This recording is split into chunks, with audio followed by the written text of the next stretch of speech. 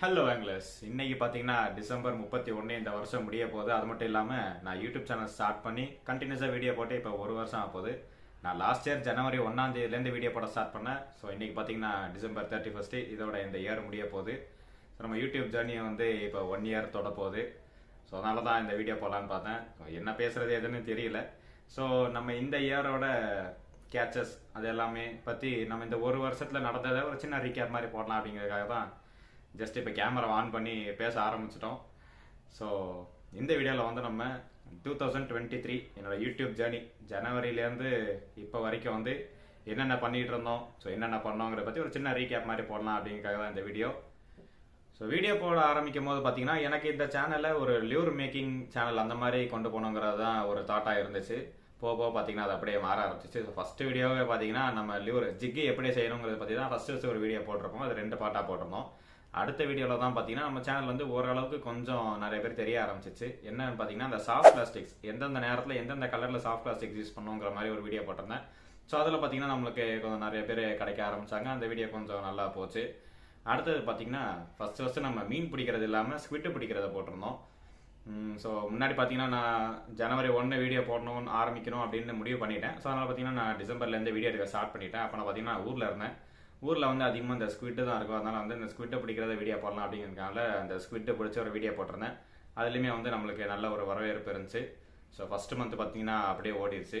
Next month தான் வந்து first நான் ஃபிஷ்ஷு பிடிச்சது. அதாவது நான் வீடியோவில் காமிக்கிறதுக்காக ஃபிஷ்ஷு பிடிச்சது பார்த்தீங்கன்னா அப்போ தான் ஒரு நீடில் ஃபிஷ் வந்து பிடிச்சிருந்திருப்பேன். சின்ன ஒரு 12 கிராம்ஸ் ஜிக்கில் வந்து ஃபஸ்ட்டு ஒரு நீடில் ஃபிஷ் பிடிச்சி போட்டிருப்பேன். அதுதான் வந்து நான் முதல்ல சேனலில் மீன் பிடிச்சி போட்ட வீடியோ. அதுக்கப்புறம் தான் பார்த்தீங்கன்னா அன்எக்ஸ்பெக்டடாக வந்து இன்ஸ்டாகிராம்லேருந்து ஒரு ஃப்ரெண்டை கிடச்சி அவர் கூட நல்லா பழகி அதுக்கப்புறம் பார்த்தீங்கன்னா தனுஷ்கோடிக்கு ஒரு ட்ரிப்பு பிளான் பண்ணியிருந்தோம். அங்கே போய் தான் வந்து மறக்க முடியாத ஒரு ட்ரிப்புன்னு சொல்லலாம். ஸோ அங்கே தான் வந்து என்னோட பிக்கஸ்ட் மேங்க்ரூவ் ஜாக் பிடிச்சிருந்தேன். கிட்டத்தட்ட ஒரு 2.5-3 கிலோ இருந்திருக்கும். ஸோ அந்த வீடியோ வந்து இன்னொரு சேனலில் இருக்குது, பார்க்காதவங்க கண்டிப்பாக பாருங்கள். ஸோ அதுதான் பார்த்தீங்கன்னா ஃபஸ்ட்டு என்னோட ட்ராவல்னு கூட சொல்லலாம்.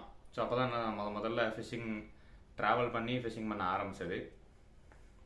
ஸோ ஆரம்பித்த ஃபஸ்ட்டு ஒரு 2 மாதம் பார்த்தீங்கன்னா நல்லா போயிட்டு இருந்துச்சு. அதுக்கப்புறம் வந்து புதுசாக ஏதாச்சும் ட்ரை பண்ணலாம் அப்படின்னு கேட்ச் அண்ட் குக்லாம் பண்ண ஆரம்பிச்சிருந்தோம். ஸோ அது அப்படியே ஒரு 2-3 மாதம் பார்த்தீங்கன்னா கேட்ச் அண்ட் குக்கு அப்புறம் காயறதுக்கு வெயிட் பண்ணலாம் அப்படியே போயிட்டு இருந்துச்சு. ஸோ சேனல் ஆரம்பிச்சு ஒரு 3 மாதம் கழிச்சு பார்த்தீங்கன்னா புதுசாக வச்சு ட்ரை பண்ணலாம் அப்படிங்கிறதுனால பெயிட் ஃபிஷிங் ஸ்டார்ட் பண்ணியிருந்தோம். சின்ன மீன்லாம் பிடிச்சி அதை வந்து கொஞ்சம் நாள் போட்டுக்கிட்டு இருந்தோம். அதுக்கப்புறம் கேட்ச் அண்ட் குக்குமே பண்ணிக்கிட்டு இருந்தோம். அதுக்கப்புறம் தான் பார்த்தீங்கன்னா நம்ம சேனலில் ஒரு பீக்குன்னே சொல்லலாம், அல்ட்ராலைட் வந்து இன்ட்ரடியூஸ் பண்ண டைம். ஸோ சேனல் ஆரம்பித்து ஒரு 4-5வது மாதத்தில் தான் வந்து அல்ட்ராலைட்லாம் ஸ்டார்ட் பண்ணணும்னு நினைக்கிறேன்.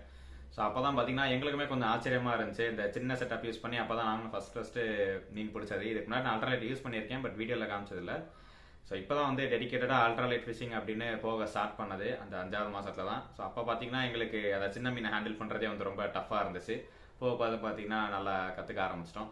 ஸோ அந்த டைமில் தான் பார்த்தீங்கன்னா நம்ம சேனலை வந்து கொஞ்சம் ரேப்பிடாக க்ரோ ஆக ஆரம்பிச்சிச்சு. கண்டினியூஸாக அல்ட்ராலைட் போட ஆரம்பிக்கவும் நிறைய பேருக்கு இதை பற்றி தெரிஞ்சிச்சு. அண்ட் நிறைய சப்ஸ்கிரைபர்ஸும் நம்மளுக்கு வந்து வர ஆரம்பித்தாங்க. அதுக்கப்புறம் பார்த்தீங்கன்னா அல்ட்ராலைட் ஃபிஷிங்லேயே வந்து நம்ம கேட்ச் அண்ட் குக்குமே பண்ணியிருந்தோம். ஸோ அப்படியே பார்த்தீங்கன்னா ஒரு பாதி வருஷம் கிட்டத்தட்ட ஒரு 5-6 மாதம் அப்படியே போயிடுச்சு. அடுத்தது தான் பார்த்தீங்கன்னா சரி நம்ம ஊரை தவிர்த்து மற்ற ஊரில் ட்ராவல் பண்ணி ஃபிஷிங் பண்ணலாம் அப்படிங்கிறது ஃபஸ்ட்டு என்னோட சோலோ ட்ராவல் ஆரம்பித்தேன்.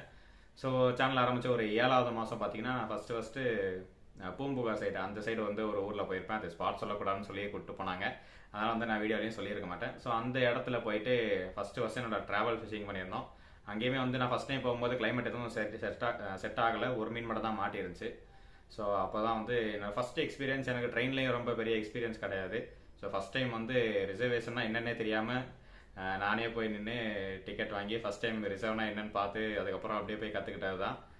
ஸோ அப்படியே பார்த்தீங்கன்னா ஒரு 7 மாதம் டக்குன்னு ஓடிடுச்சு.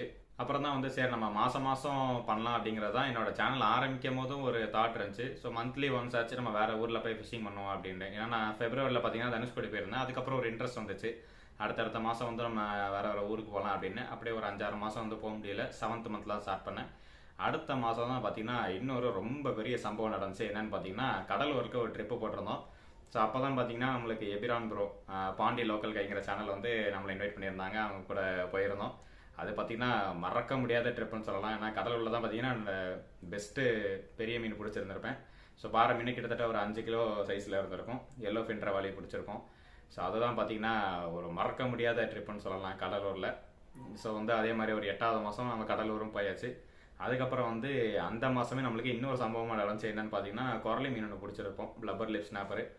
அது பார்த்தீங்கன்னா 1.4 கிலோவுக்கு மேலே இருந்துச்சு. அதுவுமே வந்து ரொம்ப கஷ்டம் தான் அந்த சைஸ் மாட்டுறது. ஸோ அதுவுமே வந்து ரொம்ப ஹாப்பியாக போச்சு. ஒரு 8 மாதம் வந்து அதிலே அப்படியே ஓடிடுச்சு. ஸோ இந்த 7வது மாதம் 8வது மாதம்லாம் பார்த்தீங்கன்னா நல்லா நமக்கு மீன் பிடிக்க ஆரம்பிச்சாச்சு. ஏன்னா அல்ட்ராலைட்டும் ஸ்டார்ட் பண்ணியாச்சு. அதுக்கப்புறம் வந்து இந்த மாதிரி ட்ராவல் பண்ண ஆரம்பிச்சாச்சு. சரி அப்படியே நம்ம சேனல் நல்லா க்ரோ பண்ணி எடுத்துகிட்டு போயிடலாம் அப்படின்னால அடுத்து கன்னியாகுமரி வர பிளான் போட்டோம். ஆனால் அங்கே தான் போயிட்டு சொதப்ப ஆரம்பிச்சிச்சு. ஸோ கன்னியாகுமரியில் நம்ம எக்ஸ்பெக்ட் பண்ண மாதிரி கிளைமேட்டும் இல்லை. ஸோ அந்த அளவுக்கு கேச்சஸுமே இல்லை. அங்கேயுமே போய் அல்ட்ராலைட்டில் சின்ன சின்ன மீன் தான் பிடிச்சி கேட்ச் அண்ட் குக் மாதிரி பண்ணி வீடியோ போட்டிருப்போம். ஸோ அப்போ தான் தெரிஞ்சு நம்ம எல்லா வாட்டியும் ட்ராவல் பண்ணும்போது நம்மளுக்கு மீன் மாட்டாது, சில சமயம் அந்த மாதிரி பல்பு வாங்குவோம் அப்படின்னு எனக்கு அப்போ தான் கொஞ்சம் புரிய ஆரம்பிச்சிச்சு. அதுக்கப்புறம் தான் பார்த்தீங்கன்னா சரி இந்த ஃபிஷிங் வந்து நம்மளுக்கு இப்போ நல்லா போயிட்டு கன்னியாகுமரி அந்த ட்ரிப்பு வரைக்கும் பார்த்தீங்கன்னா கொஞ்சம் ரேப்பிடாக ஒரு இன்க்ரீஸ் இருந்துகிட்டே இருந்துச்சு சப்ஸ்கிரைபர்ஸில்.